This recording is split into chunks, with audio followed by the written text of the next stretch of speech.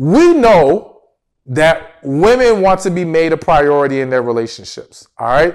And we know it can be a huge problem when a man does not make her a priority. And I would tell a woman, don't accept being some man's convenience, all right? He needs to be able to make you a priority.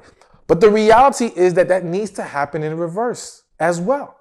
You got to be able to make sure you're putting your partner's needs at the top of your list. It does not mean neglect yourself in the process. It definitely doesn't mean turn from God in the process. It doesn't mean if you have kids, put your kids on the back burner for it. But it does mean that he has to be a focal point. And when I say he, what he needs from you in this relationship. Now, listen, of course, the goal is two people who make each other a priority, pouring into each other's needs. But you cannot overlook your role in that specific dynamic. Now, let me say this about the kids thing, and this might offend some people. I'm just gonna be real, but I have to say this and just hear me out. Let me start real quick with those of you who are already married, all right, and you have kids. I've seen so many situations. Let me give one perfect example where, let's say, the woman wants to have another baby. All right. Let's say they already had a child or two. She wants another child and the man is resistant to it. And I've had more than one man say to me, part of his resistance is because he already feels like he's low on the totem pole of priorities because of job, kids, and everything else going on in his wife's life. All right. So the last thing he wants to do is add another child to the mix and be knocked further down the list. All right. So there's a huge problem in the marriage because he does not feel like his needs and desires are prioritized. And you're not, and when that happens, you throw everything off. All right. So now, yes, this can happen in non-marital situations. The principle will remain the same. But of course, there's a greater argument to be made when you're married for this. But to get to the main point here, listen, you've got to find the balance of, I'm going to take care of my kids. I'm not saying the kids are not important, of course, but you cannot now start to neglect your partner because now you throw everything off. If you looked at it from the bottom up as a foundation, if you looked at it as the foundation is husband, kids, work, all right? You don't take care of husband, the whole house falls apart. You see what I'm saying?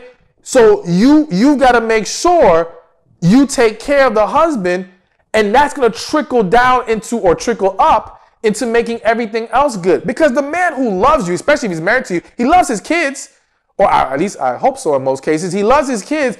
And so if he's happy, he's not going to like expect you to just neglect your children for him. But he does not want to be ignored for them either.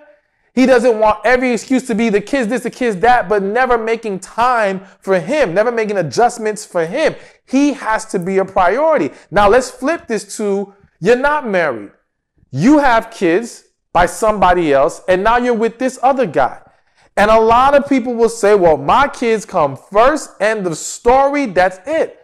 Again, I would ask you, or I would want you to ask yourself, what are you then setting yourself up for if the plan is to be married to this person? What kind of structure do you have in place? Now, again, many people feel the need to, on the surface, say, oh, yes, the kids come first, the kids come first. And again, I have to keep repeating, it's not about neglecting the kids. I don't want this to be misconstrued. But your partner has to be a priority. And listen, this happens on the flip side. There are men with kids who put their female partner on the back burner all the time because the kids.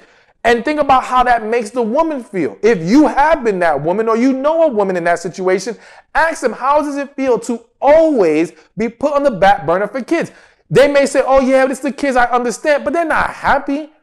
If they're not happy, that negativity is now going to infect the rest of the relationship, damage the entire household, and bring the whole thing down.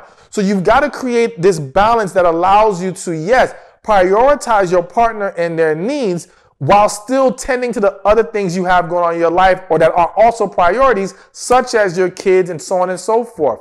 But just make sure that, yes, he is a priority as well. And if you don't have room for that, if you are someone who is dating or single, then maybe you need to get that structure in place first, that you can be able to balance those things before you try to be with anyone. Because now, if you don't have that balance and you meet someone, you're going to expect them to fit into your convenience. And as I said earlier, it wouldn't be fair when the man does it to the woman, so it definitely isn't fair with the woman doing it to the man either. Hey, thank you for watching this video. Be sure to check this one out right here, and I'll see you there. Relationships are the key to a successful life. But there's 5 areas that we have to be mindful of when it comes to relationships.